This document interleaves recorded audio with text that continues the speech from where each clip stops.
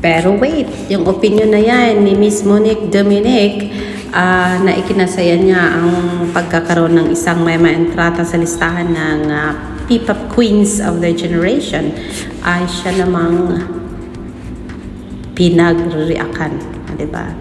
Contra reaction po ng ibang citizens or netizens. Ang sabi nila, sino yung third and fourth? Sabi ni El Toro, naku naman, hindi kilala ang ating Inday. Sabi ni Dai, one thing I'm sure is that my girl Sarah Geronimo then till now is reigning P-pop queen Sarah Geronimo. Sabi kasi ni Mikey, I am TX and what's his name? I am TX and CRT. Okay, sabi niya, my first generation P-pop queens are, first gen are Vanna Vanna 1996, Juliana Magdangal 1997, Prettier Than Pink 1997, Fruitcake 1998. Others are Vive, Novia, Word, Fatal Poros, and Eurasia. On his second generation list, meron siyang Six Bomb Girls 2000, Viva Hot Babes 2003, Sarah Geronimo 2003, Sandara Park 2004, Pop Girls 2009. Sa kanyang third generation, isinali niya dito si Sugar Pop 2006, La Diva 2008, and Pop Girls 2009. On his fourth generation, sinama niya dito si Donalyn Bartolome 2014, Fourth Impact 2014, Maha Salvador 2017, Maymay Entrada 2018. And then, ayun, hinanap nila ang Smoky Mountain, nasaan na daw. Aba, sabi dito, paad na din si Victoria. Vanna Supremacy, yes, was just looking for Novia's song the other day.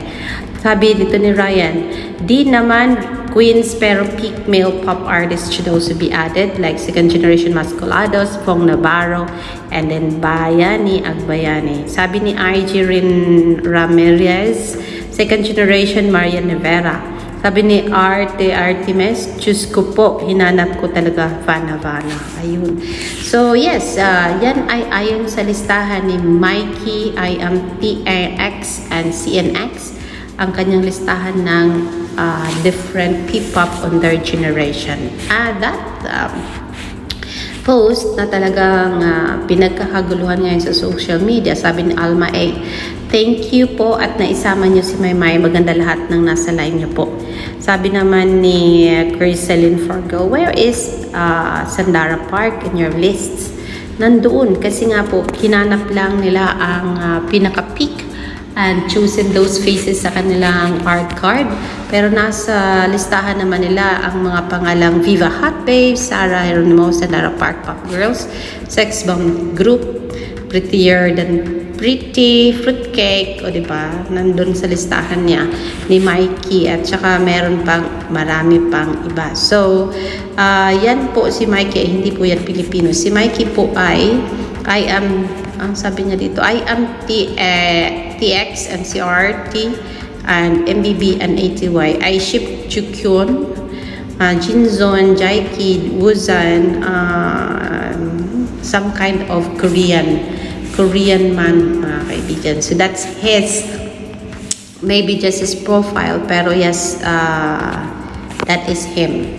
Siya po ang may gawa ng kanyang sariling list. So, kung sino may gusto gumawa ng list ng kanilang mga sariling P-pop queens of their generation, pwede naman, mga kaibigan. So, wala namang question dyan. Regardless of the generation, Sarah Geronimo continues to release pop bops. Sarah Geronimo has been ruling P-pop over the last generations, though, sabi niya, be it in the second or third, fourth or fifth generation, she has been the most successful P-pop icon, commercial success, influence, talent, and material-wise. Wala pang nakakatibag, wala pang nakakapantay kay Sarah Geronimo, sabi niya. Sabi naman ni Franco, these are the female pop idols na kinalakihan ko. Music only. Pops Fernandez, Sex Bomb, Jelena, Sarah Geronimo, Tony Gonzaga, Sandara, Nadine, Luster, Donalyn, Bartolome, Karencita, Maymay Entrada, AC Bonifacio, Bini, and many more. Ayan. Adjust lang po natin, second generation sex bomb, third generation Sarah G, so on and so forth. Wala siyang pakialam sa iba, basta masali na si sex bomb, Sarah G. And then, ayun, marami ditong nagko-comment. Let's be honest, ang mother ng Bini is sex bomb and K-pop, not these pop stars. O ba, di ba? Bitter naman niya, ako ay tao. So, wala siyang pakialam sa iba. Ang kinikilala niyang mag-ina ay si sex bomb, Bini, and K-pop, not other pop stars. O, di ba? Napaka-bitter naman niya. And hindi na lang ba pwedeng maging happy for everyone? Sabi ni Mariang Palad, first generation is not birthed and collectively known as OPM. No sub-generation given. No sub-genre given yet. Prettier Than Pink, 1991. PFOG, Vanna 1993, P9 1993, Novia 1995, Fruitcake 1998, One Voice 1999, The Vibe 1999, Fatal Phosphorus 1999, excluding Soloists, second generation 2000 to 2009, P-pop is not yet birthed and collectively known, diba? So, sinala niya dito, Scream 2000, Sex Bomb Girls 2002, G-Girls 2003, Viva Hot Babes 2003, Jaboom Twins 2004, Mocha Girls 2006. Sabi niya, Kitty Girls 2007, La Diva 2008, Crazy Erica 2008, The Serrano Sisters, Fourth Impact 2008, Pop Girls 2009, excluding soloists, third generation, Eurasia 2013, UGG 2016, Charm 2016, Jack Dolls 2018, P-pop Generation 2019, MNL48 2019. Excluding soloist, hindi na sinali dito ang soloist, Bini 2020, XOXO 2020, Baby Blue, MNL8 48, Subunit 2020, Clover 2020, Kaya 2021, YGIG 2022. So, mga grupo-grupo lang po ang listahan ni Miss Mariang Palad. So, yun po ang listahan niya based on group category. Diba?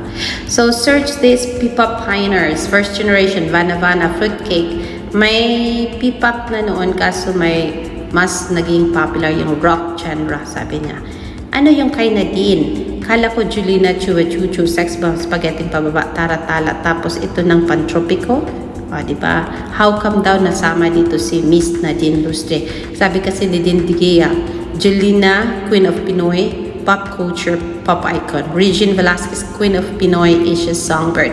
Sarah Geronimo, Queen of Pinoy, Popstar Royalty, Total Performer. Bini, Nations Girl Group. Ito yung may mga genre ng popular music, pop. Talaga ang kilala, tatak ng napatunayan. O, diba? Bakit daw nasali si Maymay at saka nasali si Nadine Lustre sa listahan? Aba, wait. Sabi ni ng Nikki, wait, 6th generation na tayo. Jolene's first, second, Sex Bomb Dancers, third, Sarah Geronimo, fourth, Nadine Lustre, fifth, Maymay, pang sixth ang Bini. Aba, ayaw niyang maki-argue, basta masali lang daw si Bini at saka si Maymay doon. Check na siya doon. Aba, bakit wala si Donalyn Bartolome? May nagsabi, yes, Maymay deserves sa kanyang spot, deserves sa spot niya, and love daw. Sex Bomb Girls pa din ang gusto ni burger and fries, diba? So, yan po ang kanilang pinagdebatehan ngayon.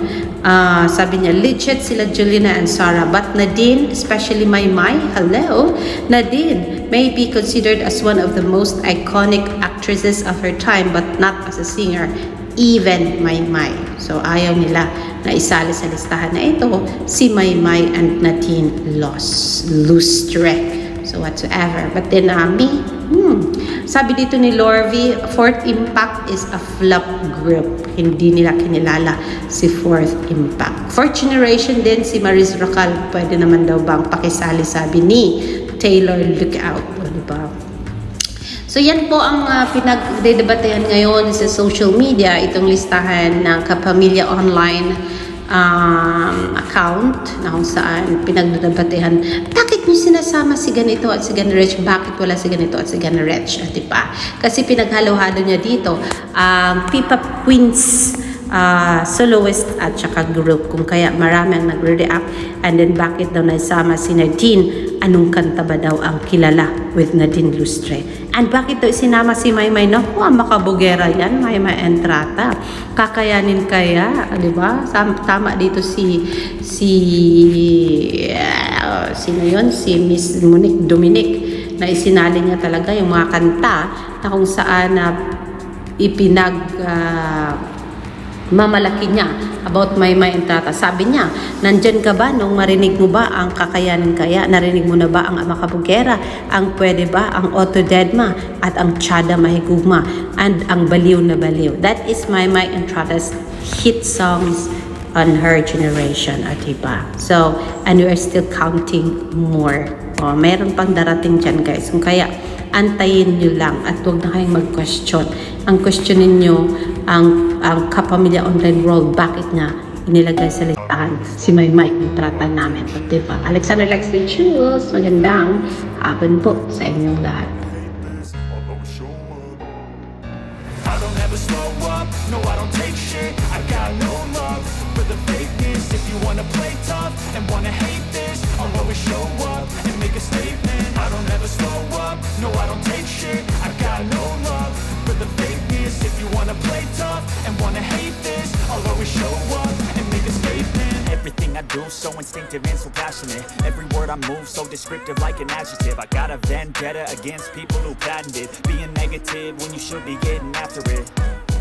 I got facts over tracks, this and that. Spitting slow, spitting fast. I could roast, I could gas. Think I'm okay at last, but I don't know if that can erase all the past. And the pettiness, a reflection of the emptiness. Hilarious, you think you're worth my time, you're delirious. Mysterious, because you hide behind a fake exterior. Inferior, you know I'll always be a bit superior. Get off of me, this ain't no humble brag. I want you to hear words, you can say them back. I want you to feel free from the chains at last, and to believe in what you got, it was built to last, yeah. Now that I've been put through hell, I never got anyone's help. I had to do it all myself. I don't ever slow up, no I don't take shit. I got no love for the fakeness. If you wanna play tough and wanna hate this, I'll always show up and make a statement. I don't ever slow up, no I don't take shit. I got no love for the fakeness. If you wanna play tough and wanna hate this, I'll always show up and make a statement. Gonna learn the consequences.